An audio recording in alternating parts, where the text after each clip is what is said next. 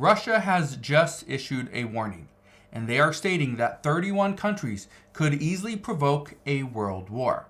Now, I'm going to address why Russia is so concerned about these 31 countries, what this means for Russia, what this means for the United States, because again, the United States is one of those 31 countries, and according to reports, Russia is highly concerned with what the United States and President Biden are doing right now.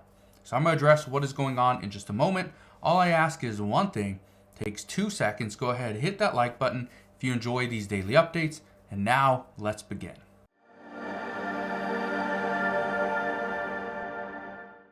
So first, I want to give you a statement. This is from the Russian Foreign Minister Sergei Lavrov. He says, and I quote, hopes that those who warn about the need to prepare for war with Russia still have the instinct of self-preservation. That was his exact quote. Now, I will give you another quote of his in just a moment, but I want to show you this. Russia is issuing an ominous warning to countries preparing for war. But why are they doing that? Well, it's for multiple reasons. One, Russia is concerned that everybody's looking at them, at Russia. They're not worried about other countries. For instance, the United States currently has issues with Iran, with Iranian proxies like Hezbollah, like Hamas, and like the Yemen Houthis.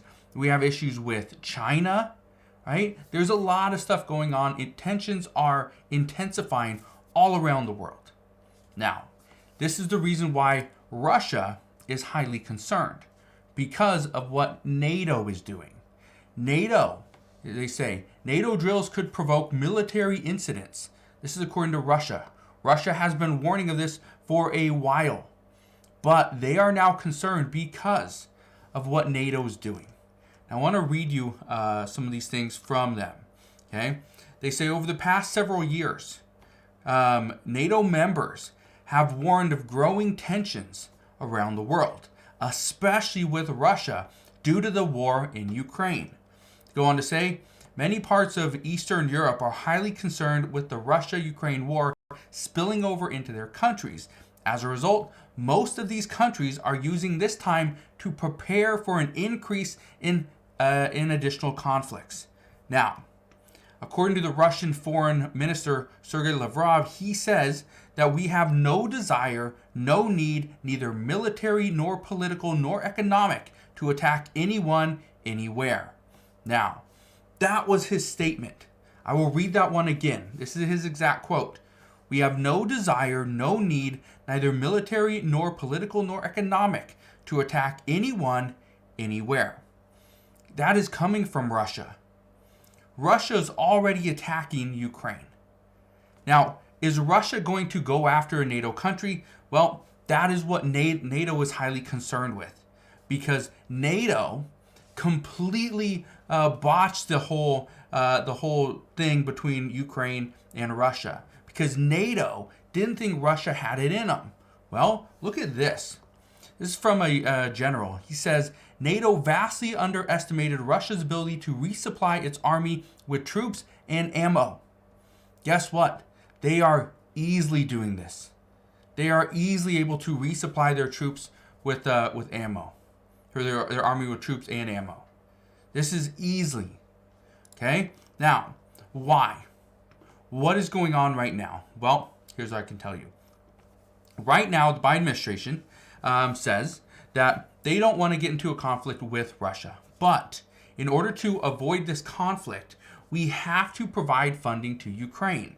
If we do not provide funding to Ukraine, then we will go into an increase in conflicts with Russia. Now, according to the Pentagon, they say the United States is at risk of direct conflicts with Russia, but this is truly a lose-lose situation. Here's why. It says the Biden administration says not providing Ukraine with additional funding and resources will put the West into a war with Russia eventually. But Russian officials state if the West continues to provide support to Ukraine, then this will only increase tensions, which would inevitably turn into a war. So this is why the Pentagon says this is a lose-lose situation. if we provide Ukraine with additional resources, Russia looks at that as now we're supporting them in this war, and now we could potentially be part of the attack. Now, the other side is if we do not provide any additional resources to Ukraine, Russia could lose or win this war over Ukraine, which would put Russia closer to NATO countries, right? NATO members, and according to NATO, this could be something that is construed as a war if NATO is doing certain drills and activities near their border, which they currently do. Now, one thing we saw when Russia invaded Ukraine was that Russia lined the borders and said this was just military drills and exercises. That was it. But NATO knew, and U.S. officials were telling Ukrainian officials to be prepared because this invasion is happening sometime this week. And within a few days, Russia invaded Ukraine. Now, that was one thing that we were highly concerned with, but years later, we're almost 3 years into this, it is still going on. But here's a concern. With Russia sending out more warnings, and it's not just from Russian President Vladimir Putin, it's from certain military officials as well. They're sending out these warnings because they understand that right now the concern is there's going to be a miscalculation or a misunderstanding, and or potentially just a misfire. If one of these things happen and a Russian missile strikes a NATO territory, this could pretty much push us all into a world war. And that's something that nobody wants. Russia doesn't want it. NATO doesn't want it. No other countries want this. Nobody wants a world war because they understand that we are in a very difficult time at the moment, simply because we're just getting out of this whole pandemic debacle that lasted 3 years, more than 3 years. We're just getting through this.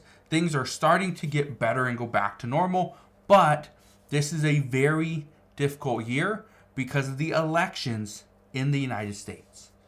I've told you guys this over the past few months, that this election is one of the most heated. This is probably going to be one of the most controversial elections we have ever had in the United States. And this election is going to dictate the length of this war between Russia and Ukraine, but also it could dictate any additional conflicts between the United States and Russia, Iran, even China, because of who wins this upcoming election. Maybe President Biden stays in office. We don't know. We will find that out come November. All I can tell you right now is that many countries, not just those 31 NATO members, but many countries are highly concerned with what Russia is doing at this time, because some feel that there are so many other conflicts going on that Russia is actually taking a back seat to all these additional conflicts. And as all the eyes turn to Iran and China and the Middle East, Russia could potentially attack another country. So again, understand these warnings. These are not just coming just because. These are coming because many people see what is actually happening and these little baby steps that Russia takes in order to get to where they want to go. So, as we get more information on this, I promise I'll fill you in on all the latest news and updates, but that is what we know as of today. So again, thank you guys for watching. Consider subscribing, and I'll see you guys on the next one.